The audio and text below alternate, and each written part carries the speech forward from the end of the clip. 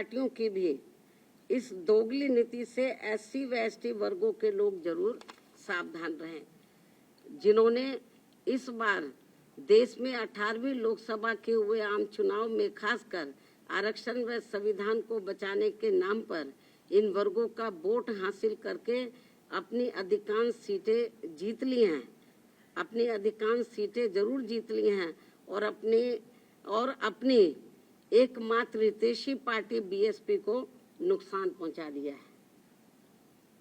और अब अंत में मेरा इन जैसी अन्य सभी पार्टियों से भी यही अनुरोध है कि वे भी इस देश के करोड़ों एससी व एसटी वर्गों के लोगों के समक्ष इस निर्णय के मामले में अपनी अपनी पार्टी का स्टैंड जल्दी ही स्पष्ट करें, ताकि सही स्थिति इन वर्गों के सामने आ सके।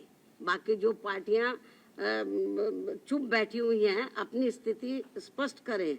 चुनाव में तो ये बड़ी बड़ी बातें कर रहे थे, संविधान बचाने की, आरक्षण बचाने की। अब ये जो 1 अगस्त को जो अभी रिसेंटली अभी जो निर्णय आया है, उस निर्णय पर तो अब ये संविधान नहीं दिखा रहे किसी को। अब ये आरक्षण की बात नहीं कर रहे कांग्रेस पार्टी एंड कंपनी के लोग और भी पार्टियों के लोग, तो अभी नहीं ये संविधान की बात करे, ना इनके आरक्षण की बात कर रहे। तो इसलिए मेरा यही कहना है इन सभी पार्टियों से, चाहे बीजेपी है, कांग्रेस है, केवल आश्वासन देने से, बीजेपी की ओर से आश्वासन आया, माननीय प्रधानमंत्री जी द्वारा केवल आश्वासन आया है, आश्वासन से काम नहीं चलेगा। इन लोगों को एससी एसटी वर्गों को जो इस फैसले से, इस निर्णय से नुकसान हो रहा है, तो उस पर वो अपना सही स्टैंड ले। और ये कोई केवल आश्वासन से या गौर करने से, माननीय प्रधानमंत्री जी ने जो कहा है कि हम गौर करेंगे, आश्वासन दिया, उससे काम नहीं चलेगा। इसका बड़ा भारी नुकसान इन वर्गों के लोगों को हो रहा है।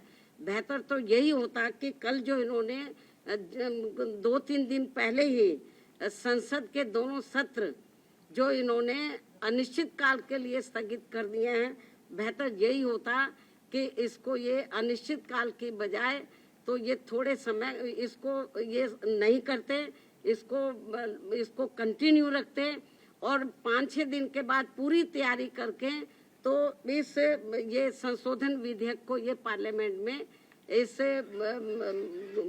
इस मामले को लेकर पार्लियामेंट में संशोधन विधेयक ये लाते, लेकिन नहीं लाए। तो इसलिए मेरा माननीय प्रधानमंत्री जी से भी यही कहना है कि यदि आपकी इन वर्गों के मामले में नीयत साफ है, तो आप अपने और मामलों में तो समय से पहले हाउस बुला लेते हैं, तो आप कभी भी हाउस बुला सकते हैं, अपनी तैयारी करें। और ये जो 1 अगस्त 2024 को जो माननीय सुप्रीम कोर्ट का निर्णय आया है, तो इस निर्णय को निष्प्रभावी बनाएं, हाउस बुलाएं मतलब, और मालूम भी पड़ जाएगा कि हाउस में सभी दलों का क्या स्टैंड है। और मुझे क्या लगता है कि ये इनको जल्दी करना चाहिए, ये ठीक नहीं है। वरना जिन राज्यों में अब जिन राज्यों में जल्दी ही विधानसभा के आम चुनाव होने वाले हैं, तो इन वर्गों के लोग न बीजेपी को माफ करेंगे, न कांग्रेस को, न अन्य पार्टियों को माफ करेंगे, क्योंकि इन्होंने इस बार जो 18वीं लोकसभा के आम चुनाव हुए हैं, उसमें इन वर्गों के लोगों के साथ बड़ा विश्वासघात किया, धोखा दिया है। इनको कहा कि हम संविधान बचाएंगे, आरक्षण आपका खत्म हो जाएगा। अब ये चुप क्यों हैं? अब ये लोग चुप क्यों हैं? तो लेकिन इससे साफ जाहिर है, ना ये संविधान को बचाने वाले हैं, ना आरक्षण को बचाने वाले हैं।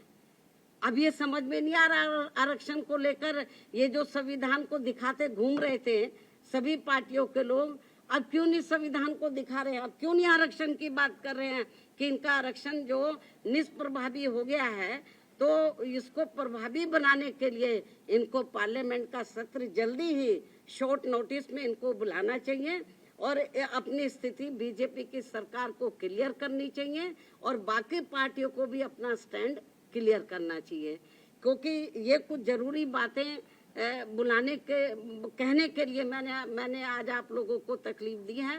हालांकि इससे भी मैंने पहले प्रेस बुलाई थी, लेकिन अब जो हालात जो स्थिति सामने आ रही है, कल मैंने ट्वीट भी किया, लेकिन ट्वीट में सारी बातें नहीं आ सकती हैं, ट्वीट में सारी बातें नहीं आ सकती है। इसलिए फिर मैंने सोचा कि मैं मीडिया बंधुओं के समक्ष जाकर अपनी पार्टी की सही स्थिति आप लोगों के सामने इस संबंध में रखूं, इसलिए आज मैंने आप लोगों को तकलीफ दी है।